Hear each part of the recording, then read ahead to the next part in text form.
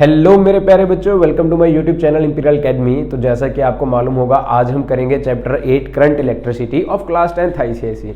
देखिए, आपने class 9th में पढ़ा होगा कि इलेक्ट्रिक चार्ज क्या होता है। मान लीजिए ये मेरे पास मार्कर एंड कपड़ा, इसको अगर मैं रब करूंगा तो इसके जो इलेक्ट्रॉन्स हैं वो इससे उठ के यहाँ चिपक जाएंगे, तो ये बन जाएगी एक positive charge body and electrons आने की वजह से ये बन जाएगी एक नेगेटिव चार्ज बॉडी। देखिए होता क्या है, अगर मेरे पास दो बॉडीज हैं एंड एक के इलेक्ट्रॉन्स अगर उठ के दूसरे पे चले जाएं तो यहाँ आ जाएंगे इलेक्ट्रॉन्स, एंड जैसे कि आपको मालूम हुआ कि electron is a negative charge body, तो ये बन जाएगी बच्चों नेगेटिव चार्ज।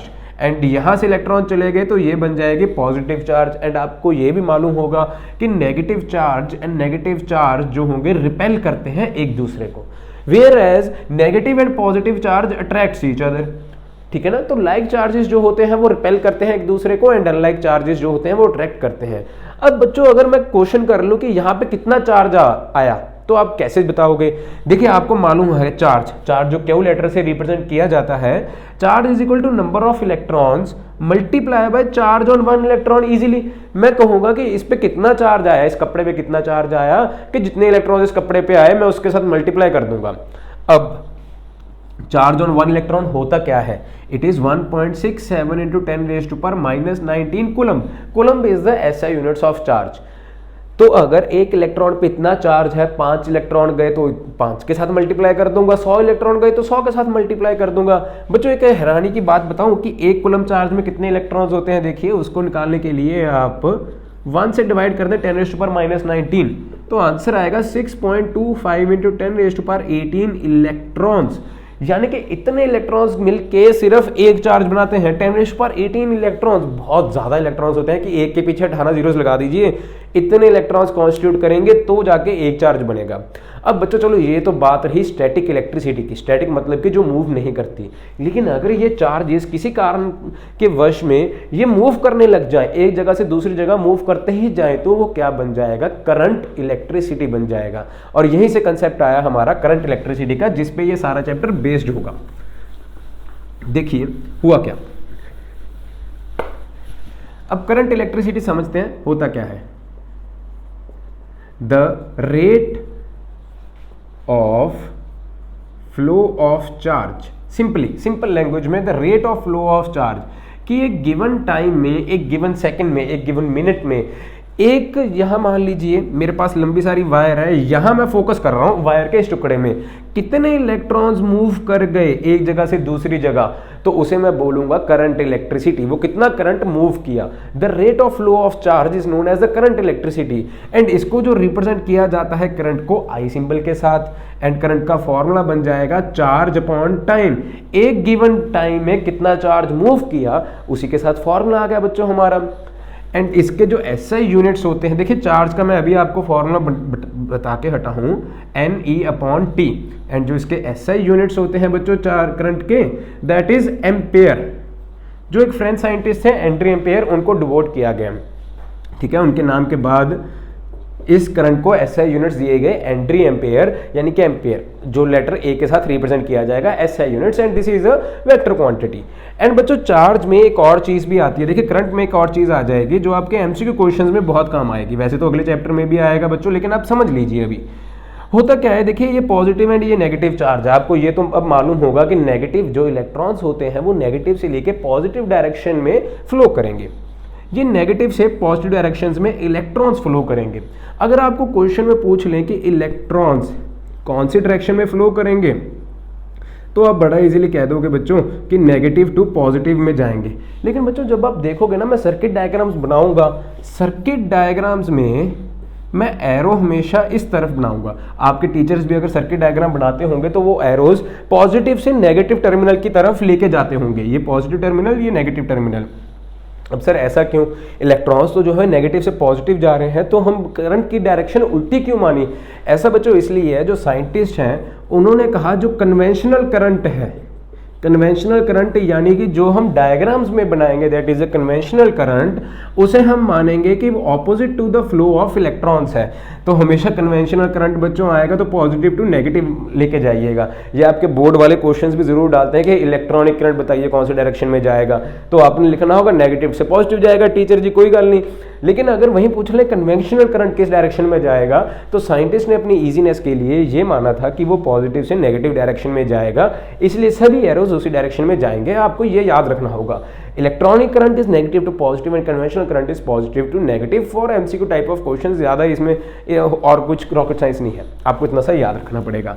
अब चलते हैं बच्चों कंसेप्ट ऑफ पोटेंशियल डिफरेंस, कि वो क्या चीज़ है पोटेंशियल डिफरेंस। देखिए एक डेमोस्ट्रेशन से बताता हूं। पोटेंशियल डिफरेंस अब हुआ क्या, देखिए मान लीजिए मेरे पास ये दो पॉजिटिव टेस्ट चार्जेस हैं, this is a positive charge and this is a positive charge. अब ये जो दोनों है इन्फिनाइट डिस्टेंस पे है, ऐसा मान लीजिए ये दोनों एक दूसरे से बहुत ज़्यादा दूर हैं। अब इस पॉजिटिव चार्ज को अगर मैं इसकी तरफ लेकर आना चाहूंगा तो ये पॉजिटिव चार्ज इसको क्या करेगा, रिपेल करेगा, दूर भेजेगा। लेकिन मैं वर्क डन करता रहूंगा, जोर लगाता रहूंगा, इसको थोड़ा सा पास लेके आया लेकिन ये दूर लेके जाएगा। अब आप देखेंगे मुझे वर्क डन करना पड़ रहा है ताकि ये इसके पास आ सके। वर्क डन मैंने किया, work done by the person on a charge. अब देखिए अगर मैं इस चार्ज को चेंज कर दूं, ये तो पॉजिटिव है, ये आ गया मेरे पास नेगेटिव चार्ज, ये खुद ब खुद अट्रैक्ट कर लेगा, ये पॉजिटिव इस नेगेटिव को अपनी तरफ आकर्षित कर लेगा एकदम से। देखिए थोड़ा सा अब मैं दोबारा एक्सप्लेन करता हूं हुआ क्या। एक पॉजिटिव चार्ज एंड दूसरा पॉजिटिव चार्ज इन्फिनाइट दूरी पे थे। अगर मैं इसको पास लेके आना चाहूंगा तो मुझे वर्क डन करना पड़ेगा ताकि ये पॉजिटिव चार्ज इसके पास आ सके, ठीक है ना। Work done on the charge हुआ, मैंने चार्ज पे वर्क डन किया। एंड अगर ये नेगेटिव होता तो ये खुद ब खुद अट्रैक्ट हो जाता, तो work done by the charge, इस चार्ज ने इसको अपनी तरफ आकर्षित कर लिया है ना। तो वर्क डन तो हुआ ना बच्चों दोनों केसेस में, work done by the charge या work done on the charge, work done तो दोनों केसेस में हुआ। तो पोटेंशियल डिफरेंस की डेफिनेशन क्या बनी, work done on a test charge, मतलब एक चार्ज पे, work done on a test charge यानी कि एक चार्ज पे, टेस्ट पॉजिटिव चार्ज भी मान लीजिए बच्चों, टेस्ट नेगेटिव चार्ज कोई दिक्कत नहीं है। Work done on a test positive charge to bring from infinity to that point, infinity से उस पॉइंट तक लेके आने के में जो वर्क डन चार्ज ने किया या मैंने किया उसे हम बोलेंगे potential difference. Again potential difference is a scalar quantity, direction पे ये डिपेंड नहीं करती। अगर डायरेक्शन पे डिपेंड करती होती तो ये होती बच्चों वेक्टर क्वांटिटी। आपको इतना मालूम होगा, अगर नहीं मालूम तो पता लग गया कि स्केल पोटेंशियल डिफरेंस करंट जो दोनों है स्केलर क्वांटिटीज हैं। अब इसी के साथ बच्चों चलेंगे कंसेप्ट ऑफ रेजिस्टेंस। रेजिस्टेंस क्या होती है, the opposition offered by any wire is known as a resistance. कोई भी वायर है वो ऑपोजिशन तो ऑफर करेगी ही करेगी, लेकिन सर जो ये हमारे कंडक्टिंग वायर्स है कॉपर एल्यूमिनियम, ये तो कोई रेजिस्टेंस ऑफर नहीं करती बच्चों, करती है। हर एक वायर थोड़ी बहुत रेजिस्टेंस तो ऑफर करती है, कोई वायर कम करेगी, कोई वायर ज्यादा रेजिस्टेंस ऑफर करती है। सो resistance is the opposition offered by the wire और बाय द मटेरियल, कुछ भी कि जिसमें भी मैं इलेक्ट्रिसिटी पास करना चाहता हूं उसमें जो भी ऑपोजिशन ऑफर होगी उसे हम बोलेंगे रेजिस्टेंस। अब रेजिस्टेंस बच्चों होती क्यों है, मान लीजिए मैंने एक वायर बनाई, जब मैं वायर बनाता हूं ना, देखिए ये वायर बनाई, इसमें बहुत सारे जो प्रोटॉन्स हैं वो अपनी जगह पे फिक्स हैं, वो प्रोटॉन्स नहीं हिलते, वो एज इट इज वहीं अटल के अटल हैं। और जो इलेक्ट्रॉन्स हैं वो काफ़ी फ्रीली इलेक्ट्रॉन्स मूव करने लग जाते हैं। जब मैं वायर बना रहा था तो बहुत सारे इलेक्ट्रॉन्स एक्साइटेड स्टेट में आके अपनी आखिरी शेल छोड़ चुके, अब वो फ्रीली रैंडमली मूव कर रहे हैं इधर से उधर, जिधर उनका जी कर रहा है वो उस तरफ जा रहे हैं। लेकिन मैंने एक लगा दिया यहाँ पोटेंशियल डिफरेंस। अब ये नेगेटिव से पॉजिटिव डायरेक्शन में जाने की कोशिश करेंगे, ये सभी इलेक्ट्रॉन्स इस लाइन में अरेंज कर जाएंगे, ये मूव तो करना चाहेंगे, लेकिन आप देखोगे कि इलेक्ट्रॉन्स जब मूव कर रहे हैं प्रोटॉन्स मूव नहीं करेंगे। प्रोटॉन्स हमेशा फिक्स रहते हैं, वो कभी मूव नहीं करते। इलेक्ट्रॉन्स के मूवमेंट से हमेशा इलेक्ट्रिक करंट फ्लो करता है, ठीक है ना। अब ये इलेक्ट्रॉन्स जब मूव करेंगे तो वो किससे टकराएंगे, ये प्रोटॉन से जो रास्ते में बैठे हैं, इसी कारण रेजिस्टेंस ऑफर होती है। अब जो इंसुलेटर्स होते हैं उनमें ये रेजिस्टेंस बहुत ज़्यादा हाई होती है, इसीलिए इलेक्ट्रिक करंट फ्लो ही नहीं कर पाता, जैसे कि वुड, ग्लास हो गया, रबड़ हो गया। लेकिन जो copper wires, aluminium wire, silver की वायर्स होती हैं, वहाँ ये नंबर ऑफ प्रोटॉन्स कम होते हैं, रेजिस्टेंस ऑफर तो होती है लेकिन बहुत कम, तो ये इलेक्ट्रॉन्स जो है फ्लो कर पाते हैं। अब ये रेजिस्टेंस बच्चों डिपेंड किन चीज़ों पर करती है ये भी आप देख लीजिए। फिर हम चलेंगे ओम्स लॉ के ऊपर। सबसे पहले रेजिस्टेंस के SI units of resistance is ohm. इसे हम बोलते हैं बच्चों ओम, लेकिन सिंबल का नाम जो है दैट इज ओमेगा। अगर सिंबल का नाम आपसे पूछे तो वो ओमेगा है, एंड इसको हम बोलेंगे यहां ओम। करंट इलेक्ट्रिसिटी में इसको ओम बोलेंगे, ठीक है। अब dependence, resistance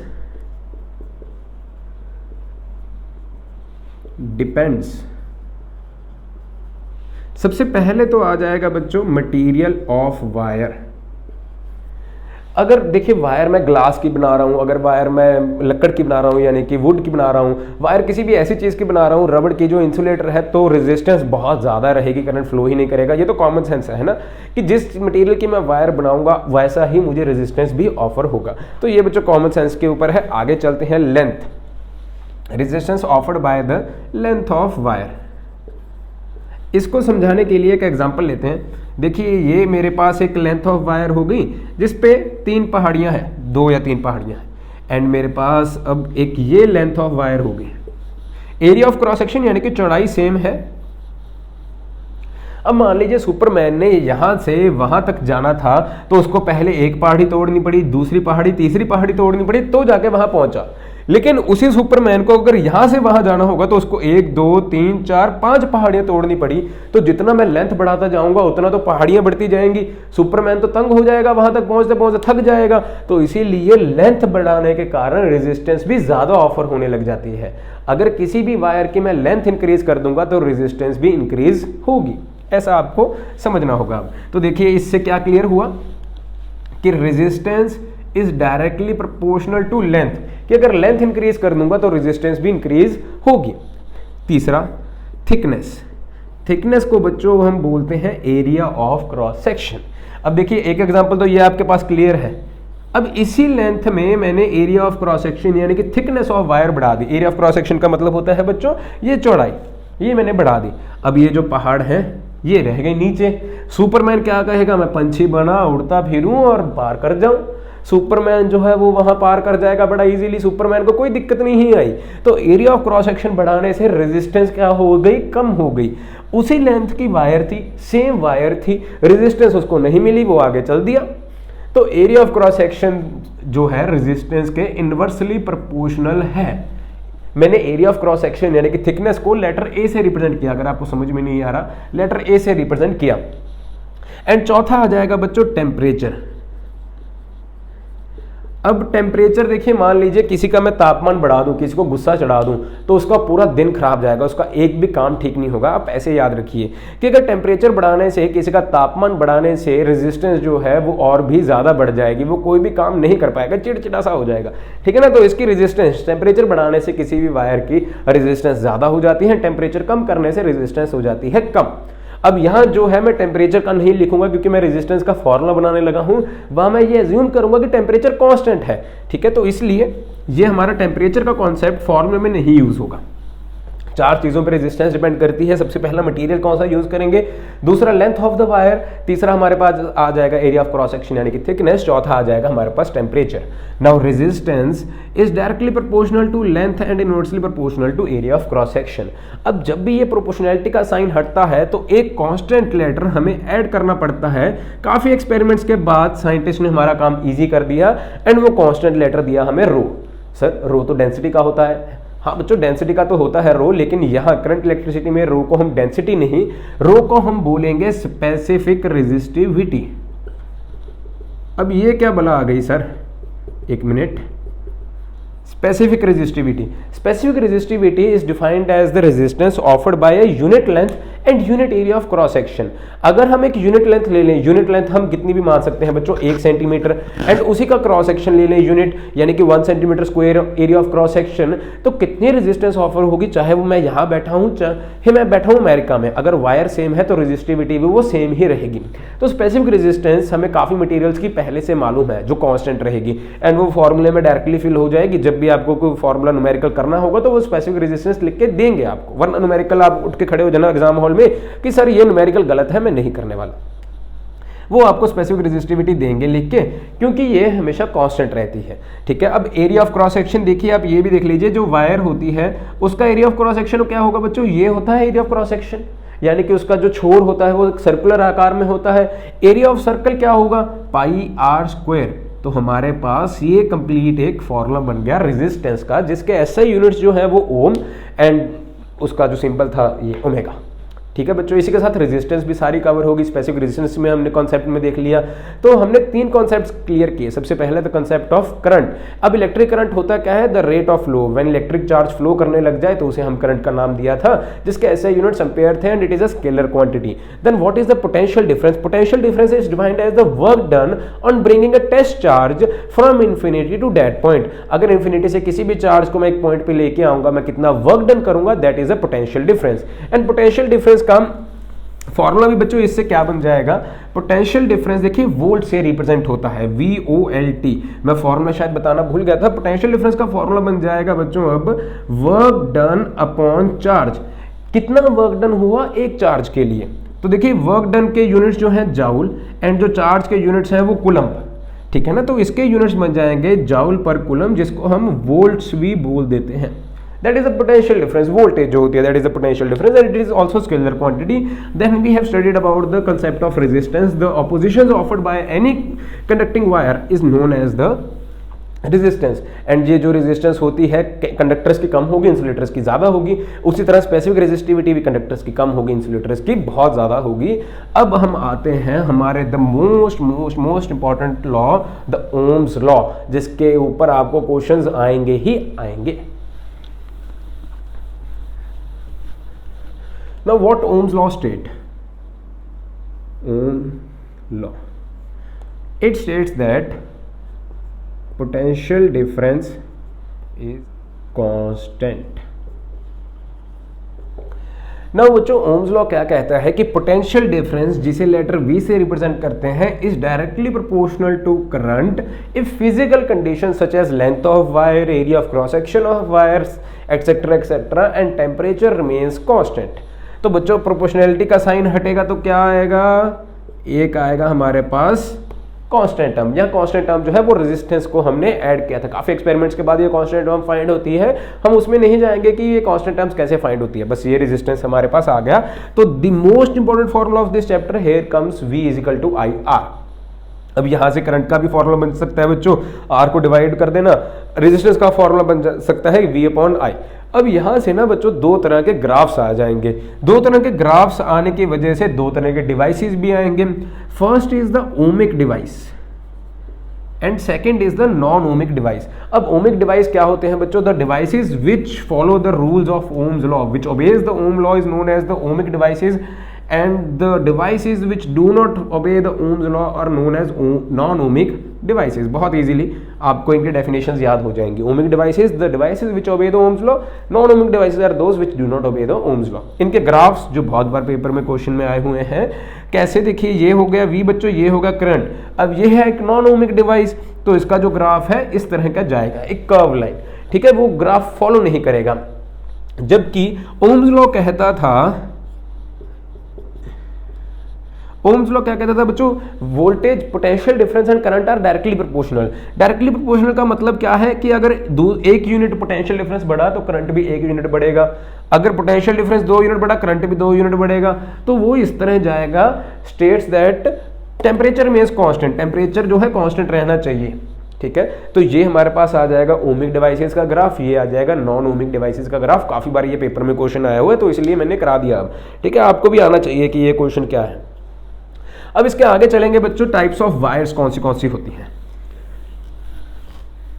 types of wire से पहले आपको ये जान लीजिए कि कंडक्टेंस का भी एक फॉर्मूला होता है बच्चों। कंडक्टेंस इज इक्वल टू 1/रेजिस्टेंस। ये फॉर्मूले पे क्वेश्चन मैंने कभी देखा नहीं, बहुत कम आया कि अगर शायद आ जाए तो एमसीक्यू क्वेश्चन में आ जाएगा, ज़्यादा से ज़्यादा और कुछ नहीं। तो एमसीक्यू क्वेश्चन ज़्यादातर बच्चे सोचते हैं कि मैं चीटिंग कर लूँगा, पूछना क्या है 5 4 2 1, तो वहाँ से भी जवाब आ जाएगा सामने 4 3 2 1 जो भी है। चलिए, वैसे मेरा बताना फर्ज था तो मैंने बता दिया। अब चलते हैं टाइप्स ऑफ वायर्स पे। सबसे पहली वायर बच्चों हमें वो चाहिए good conductor and low resistance. Good conductor and low resistance. ऐसी वायर्स कौन सी हो सकती हैं? देखिए हमारी इलेक्ट्रिकल वायर्स जो होती हैं उनकी कंडक्टेंस बहुत अच्छी होती है एंड उनकी रेजिस्टेंस बहुत कम होती है। For example copper and aluminium, although जो सिल्वर होती है उसकी रेजिस्टेंस बहुत कम होती है, उनकी कंडक्टेंस बहुत हाई। लेकिन हम सिल्वर वायर्स की जो है तारें क्यों नहीं बिछाते हमारे कॉलोनीज में? वो इसलिए बच्चों की दूसरे दिन ही वो चोरी होने का डर है। वो बहुत महंगी वायर्स है, सरकार को बहुत ज़्यादा पैसे देने पड़ेंगे एंड तीसरी बात ये भी, वो चोरी भी बहुत जल्दी हो सकती है। यहाँ पावर कट लगा, यहाँ से बिजली की तारें जो है वो गायब होनी शुरू हो जाएंगी। तो ऐसे प्रिकॉशंस के लिए हम कॉपर एंड एल्यूमिनियम की वायर्स यूज़ करते हैं, सिल्वर की वायर बहुत महंगी पड़ जाती है। दूसरा बच्चों, अगर हमें चाहिए हाई रेजिस्टेंस वायर, अगर रेजिस्टर्स बनाने हो, ठीक है ना, तो हमें हाई रेजिस्टेंस की वायर्स चाहिए होती हैं। रेजिस्टर्स बनाने के भी बहुत सारे यूजेस होते हैं, एक्सपेरिमेंटल यूजेस होते हैं, साइंटिफिक लैब्स में हमें यूज़ करना हो रेजिस्टर्स को, तो वहाँ हमें वायर्स की चाहिए। वहाँ हमें ऐसी वायर्स चाहिए जिनके रेजिस्टेंस बहुत ज़्यादा हाई हो। तीसरा केस बच्चों आ जाएगा हमारे पास, अगर हमने हीटर्स वगैरह में यूज़ करने हैं। हीटर्स में कौन सी वायर यूज़ होती है? नाइक्रोम वायर यूज़ की जाती है, जिसकी रेजिस्टेंस बहुत ज़्यादा हाई होती है एंड करंट को भी अच्छा खासा फ्लो दे देती है। करंट को फ्लो भी देगी एंड रेजिस्टेंस भी हाई होगी। रेजिस्टेंस हाई होने के कारण उसका टेम्परेचर इंक्रीज हो जाएगा, जो हमें हीटिंग इफेक्ट देगा। माइक्रोवेव में ये वायर यूज़ होती है, हीटर्स में जो गीजर्स होते हैं उनमें ये वायर यूज़ होती है। चौथे में हमें चाहिए एक ऐसी वायर जिसका जो करंट इलेक्ट्रिसिटी जो मेल्टिंग पॉइंट है वो बहुत ज़्यादा हाई हो, तो टंगस्टन जो है रेजिस्टेंस बहुत अच्छा ऑफर करती है। रेजिस्टेंस ऑफर करने की वजह से जो टंगस्टन के बल्ब होते हैं ना, वो बल्ब में यूज़ होता है, वो बल्ब ग्लो करने लग जाता है। अब होगा क्या, इसकी मेल्टिंग पॉइंट बहुत हाई है तो ये मेल्ट नहीं करेगा इजीली, बट ये इलेक्ट्रिसिटी पास भी नहीं करने देता, तो इसके वजह से जो रेजिस्टेंस ऑफर करता है ना वो लाइट में चेंज हो जाते हैं। Electric current changes into the light energy and heat energy दोनों में ये चेंज हो जाता है। ठीक है, टंगस्टन का जो मेल्टिंग पॉइंट है बहुत हाई है, तो ऐसे हमारे पास कुछ यूजेस ऑफ वायर्स हो जाते हैं। जैसी जैसी वायर है उसके अपने अपने यूजेस हो जाते हैं। अब मैं कॉपर की वायर यहाँ तो यूज नहीं कर सकता, जहाँ मुझे हीटर चाहिए वो तो इलेक्ट्रिसिटी पास कर देगा। फ्यूज वायर जो होती है, देखिए मान लीजिए फ्यूज में जो यूज होती है लेड एंड टिन का एक अलॉय यूज होता है, इसका जो मेल्टिंग पॉइंट होता है बहुत ही लो होता है। अब यहाँ मैं टंगस्टन की वायर नहीं यूज कर सकता, कॉपर की नहीं यूज कर सकता। अगर मैंने ये यूज कर ली तो मेरा फ्यूज जो है वो वेस्ट हो जाएगा, करंट ज्यादा पास करेगा, फ्यूज ने कुछ करना नहीं, मेरे माइक्रोवेव फ्रिज जैसी वो फूक जाएंगे यानी कि सड़ जाएंगे। तो वहां मैं यूज करूंगा लेड एंड टिन की, कि थोड़ा सा भी करंट ज्यादा हुआ वो वायर मेल्ट हो जाएगी, जो हम आगे पढ़ेंगे हाउस होल्ड सर्किट्स में पूरा अच्छे से पढ़ेंगे, तो मेरे जो अप्लायंसेस हैं वो बच सकते हैं। अब आगे बच्चों कॉन्सेप्ट आ जाएगा सुपर कंडक्टर्स का। What is the super conductors? Super conductors, अब साइंटिस्ट ने ये देखा कि अगर किसी वायर का टेम्परेचर बहुत ज़्यादा लो कर दो तो रेजिस्टेंस ऑलमोस्ट हो जाएगी जीरो। अब टेम्परेचर कितना लो करना पड़ेगा, तो उसको हम बोलेंगे absolute zero temperature. Absolute zero temperature refers to the zero kelvin which is impossible. दुनिया में, यूनिवर्स में सबसे कोल्डेस्ट चीज जो है वो भी मेरे ख्याल 2 केल्विन के आसपास है। वो आप गूगल कर लीजिएगा, वो स्पेस में कोई एक तारा है, नेब्यूला तारा, वो सबसे ज्यादा कोल्डेस्ट माना जाता है, जो कि 2 केल्विन के पास है। अगर 0 केल्विन पे हो जाए तो मानते हैं कि ब्लैक होल क्रिएट हो जाएगा, क्योंकि 0 केल्विन पे कोई चीज पॉसिबल ही नहीं, तो ब्लैक होल में कोई चीज पॉसिबल नहीं, ऐसा मान। देखिए साइंटिफिक टर्म्स हैं, मुझे इतना नॉलेज नहीं है कि 0 केल्विन पे क्या कुछ हो सकता है, बट इतना मालूम है कि 0 केल्विन पे पहुंचना इम्पॉसिबल है। ये टेम्परेचर बहुत ही ज्यादा कम टेम्परेचर होता है। अगर कोई सब्सटेंस 0 केल्विन पे पहुंच जाए, उसकी रेजिस्टिविटी हो जाएगी 0, वो सुपर कंडक्टर्स में बन जाएगा। एक इलेक्ट्रॉन भेजेंगे, एक इलेक्ट्रॉन उधर जाएगा, ठीक है, उसकी रेजिस्टेंस बिल्कुल 0 हो जाएगी। तो जो मरकरी होता है बिलो 4.2 केल्विन या 7.2 केल्विन मरकरी जो है वो सुपर कंडक्टर्स की तरह एक्ट करते हैं, बट वहां तक टेम्परेचर पहुंचना बहुत ही ज़्यादा मुश्किल है। अगर हम अचीव कर पाए सुपर कंडक्टर्स को बिना 0 केल्विन पे पहुंचे, मान लीजिए जो रूम टेम्परेचर है 20 डिग्री सेल्सियस, यहाँ हमने सुपर कंडक्टर बना दिया ना अगर, तो जो कंप्यूटर्स हैं वो फ्यू सेंटीमीटर्स के रह जाएंगे। जो कंप्यूटर्स में इतनी सारी वायर्स है ना वो बिल्कुल खत्म हो जाएंगी। और जो इलेक्ट्रिकल वायर्स आप देखते हैं ना, इतनी बड़ी बड़ी वायर्स होती हैं, हाथ बड़ी जितनी वायर्स होती है, इतनी मोटी मोटी वायर्स, वो रह जाएंगी एक पतली सी वायर के बराबर। अगर सुपर कंडक्टर हो गया, वो इतनी बड़ी मोटी वायर इसलिए होती है ताकि रेजिस्टेंस कम हो सके एंड ज्यादा से ज्यादा करंट आगे जा सके। अगर सुपर कंडक्टर्स बन गए तो मैं पतली सी वायर में भी बहुत ज्यादा करंट आगे पास कर पाऊंगा, लेकिन वो पॉसिबल नहीं है आज के टाइम में, तो पॉसिबल नहीं है। शायद आप में से कोई हो जो इन्वेंशन कर दे रूम टेम्परेचर पे सुपर कंडक्टर्स की, एंड एनीथिंग इज पॉसिबल, शायद आप कर भी सको। फिलहाल के आज की घड़ी में वो इम्पॉसिबल। अब हम इस साइंटिफिक टर्म्स को, जो ख्याली टर्म्स हैं, इनको छोड़ के चलते हैं अपनी स्टडी की तरफ। अगर आपको कुछ क्यूरियोसिटी है तो आप वहाँ देख भी सकते हो, गूगल वगैरह कर सकते हो, यूट्यूब पे और भी बहुत सारे चैनल्स होंगे जो super conductor and zero kelvin के बारे में बहुत ज़्यादा जानते होंगे एंड वो बता भी देंगे। बाकी अगर आपको वीडियो अच्छी लग रही है तो कमेंट जरूर कीजिए एंड कोई भी अगर दिक्कत हो तो मुझे आप कमेंट्स में बता दीजिए कि ताकि मैं अगली बार वो सुधार सकूँ। कमेंट में बता दिया करिए कोई भी दिक्कत हो। एंड थोड़ा सा मुझे हिंदी बोलने में भी दिक्कत होती है, पंजाब से हूँ, थोड़ा बहुत कॉर्पोरेट कर लीजिए। नाउ बच्चों we have move to the concept of electromotive force. Electromotive force, terminal voltage and potential drop क्या चीज़ें होती हैं, सब सेम है। पोटेंशियल डिफरेंस अगर आपको समझ में आ गया तो इलेक्ट्रोमोटिव फोर्सेस भी आपको समझ में आ जाएंगी। देखिए इलेक्ट्रोमोटिव फोर्स तो सेम डेफिनेशन है बच्चों जो पोटेंशियल डिफरेंस की थी कि एक पॉजिटिव टेस्ट चार्ज को अगर मैं अपने पास लेके आना चाहता हूं तो that will be the electromotive force. ठीक है ना, कितना वर्क डन करना पड़ेगा वही इलेक्ट्रोमोटिव फोर्स है एंड इसे रिप्रेजेंट करते हैं लेटर ई से। मैं आपको समझाता हूं टर्मिनल वोल्टेज क्या होती है। Terminal voltage, the work done, देखिए सेम डेफिनेशन लिखूंगा, the work done to bring a positive test charge across the terminals। अब बच्चों जो इलेक्ट्रोमोटिव फोर्स होती है वो तब लगती है जब मैंने सेल को ऑन नहीं किया। अब मैंने सेल को कर दिया ऑन तो इलेक्ट्रोमोटिव फोर्स चेंज हो जाएगी टर्मिनल वोल्टेज में कि एक टेस्ट चार्ज को, एक पॉजिटिव टेस्ट चार्ज को जब मैं पूरा सर्किट क्रॉस लेके जाऊंगा तो कितना वर्क डन करना पड़ेगा, that is a terminal voltage. अब देखिए ये जो है, मान लीजिए मेरे पास इलेक्ट्रोड्स हैं सेल के अंदर जो एक सोल्यूशन में डिप्ड है। ठीक है, यहां पॉजिटिव से नेगेटिव तक मैं एक चार्ज ले गया। अब ये नेगेटिव से फिर तो पॉजिटिव में जाएगा इलेक्ट्रोड सेल के अंदर। सेल के अंदर जो सॉल्यूशन होता है उसे हम बोलते हैं इलेक्ट्रोलाइट। तो कहते work done to take a positive test charge from one terminal to another terminal in the electrolyte is known as the potential drop. आपको टर्मिनल वोल्टेज पता लग गया क्या होता है, the work done on a test charge to take it from one terminal to the another terminal या cross the terminal is known as a terminal voltage. Potential drop, अच्छा ये भी देख लीजिए, टर्मिनल वोल्टेज जो लेटर वी से represent किया जाएगा, capital letter V. Potential drop देख लीजिए, पोटेंशियल ड्रॉप की definition, work done on a positive test charge to bring from one terminal to another through electrolyte।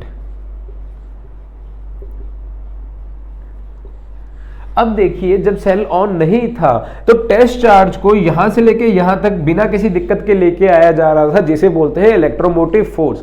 अब सेल ऑन हो गया तो टेस्ट चार्ज जो है यहां पॉजिटिव से यहां नेगेटिव तक ही जाएगा, तो नेगेटिव पे जाके खत्म हो जाएगा, जिसे हम बोलेंगे टर्मिनल वोल्टेज। तो एक चीज की कमी होगी, इस रास्ते की कमी होगी, इस वर्क डन की कमी होगी। तो work done on a positive test charge to bring the term from one terminal to another through electrolyte is known as a potential drop, but वो चार्ज जाएगा नहीं। तो इसके कारण जो वोल्टेज लिखी होती है 20 वोल्ट से 18 वोल्ट्स की बैटरी जो लिखी होती है वो 18 वोल्ट से 20 वोल्ट्स की बैटरी नहीं लगती। क्यों? क्योंकि उसमें पोटेंशियल ड्रॉप हो जाता है। ड्रॉप होने का कारण उसके इलेक्ट्रोलाइट्स में वो चार्ज जो है वो पास नहीं करेगा। देखिए अब ये पॉजिटिव चार्ज जो यहाँ नेगेटिव पहुंच गया था, मान लीजिए ये दो इलेक्ट्रोलाइट्स हैं, यहाँ पॉजिटिव है ये नेगेटिव है, पॉजिटिव से चार्ज घूम के यहाँ पे आगे खत्म हो गया उसका सफर, तो वो वापस थोड़ी ना पॉजिटिव के ऊपर जाएगा, पॉजिटिव के तो जाएगा ही नहीं, तो यहाँ हो जाएगा पोटेंशियल ड्रॉप। ये वर्क डन तो हुआ ही नहीं, तो इसका हमें मिल जाता है पोटेंशियल ड्रॉप, यानी कि ये वर्क डन नहीं हुआ।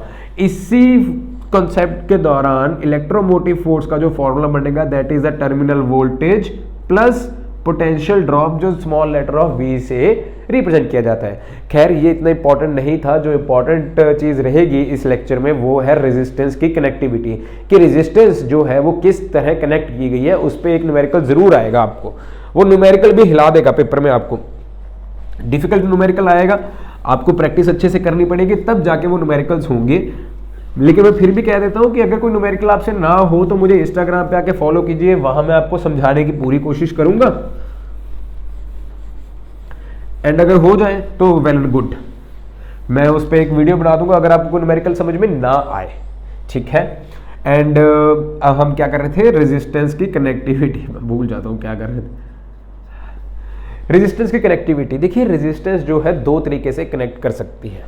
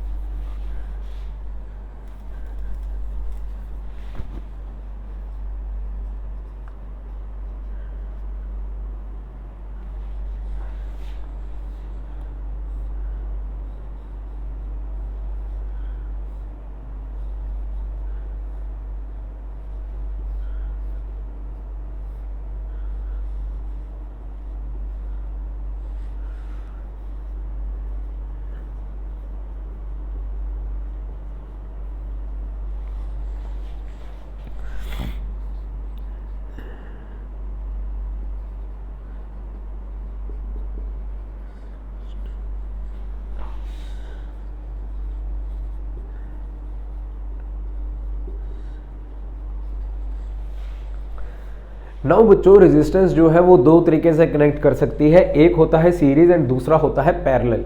अगर सीरीज में कोई रेजिस्टेंस है तो वो देखिए करंट जो है वो सेम जाएगा। जितना करंट यहां से मान लीजिए 2 एम्पियर का करंट जाना शुरू हुआ तो 2 एम्पियर का करंट पहले रेजिस्टेंस में जाएगा एंड 2 एम्पियर का करंट ही दूसरे रेजिस्टेंस में जाएगा, यानी कि करंट को कोई और डायरेक्शन जाने की नहीं मिलेगी। लेकिन उसी हाथ अगर पैरेलल में देखें तो पैरेलल में क्या होगा, करंट यहां जाता करंट कंफ्यूज हो गया, अब कौन से डायरेक्शन में जाऊं, ऊपर या नीचे, तो करंट यहां भी जाएगा, कुछ करंट का हिस्सा यहां जाएगा। अगर 2 एम्पियर का करंट है तो मान लीजिए अगर यहां रेजिस्टेंस कम होगी तो करंट ऑटोमेटिकली यहां ज्यादा चला जाएगा, मान लीजिए 1.5 चला गया एंड यहां 0.5 का जाएगा अगर रेजिस्टेंस ऊपरली ज्यादा। मतलब कहने का मतलब यह है कि करंट दो डायरेक्शन में बट गया तो वहां रेजिस्टेंस हम बोलेंगे कि पैरेलल में है।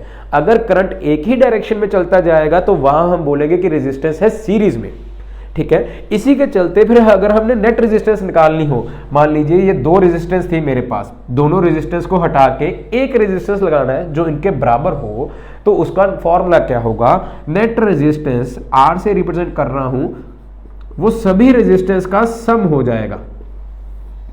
Net resistance in series is the sum of all resistances. अगर यही रेजिस्टेंस मैंने पैरेलल में लगा दी और मैं इन दोनों को हटा के एक रेजिस्टेंस लगाना चाहता हूं तो उसका नेट रेजिस्टेंस का फॉर्मूला आ जाएगा 1/R is equal to 1/R1 plus 1/R2 plus so. मतलब कि नेट रेजिस्टेंस निकालने के लिए अगर पैरेलल में है तो उनका रेसिप्रोकल करके प्लस कर दीजिए तो वो नेट रेजिस्टेंस का भी रेसिप्रोकल ही आएगा। ये मेरे पास फॉर्मूला आ गया in parallel and this is the formula for series. आपको ये फॉर्मूला जहन में बिठाना पड़ेगा, खून में मिक्स करना पड़ेगा। एंड आप ये चीज याद रखिए, अगर करंट दो डायरेक्शन में जा रहा है, दो अलग अलग वैल्यूज में जा रहा है तो वो पैरेलल है, अगर करंट सेम डायरेक्शन में जा रहा है तो वो सीरीज में है, ठीक है। एक और बात का ध्यान रखिएगा, for MCQ type of questions series में जो वोल्टेज होती है वो होती है डिफरेंट अक्रॉस द रेजिस्टेंसेस।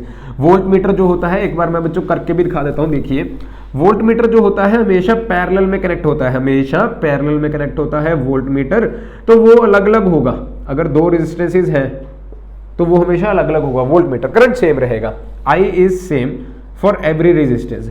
वही पैरेलल की बात करें, I is different for every resistance but voltage is same. आप इसको रट्टा मार लीजिए, फॉर एमसीक्यू क्वेश्चंस काम आ जाएगा अगर हो सका, ठीक है। अब बच्चों करते हैं कुछ series and parallel of resistance के न्यूमेरिकल्स।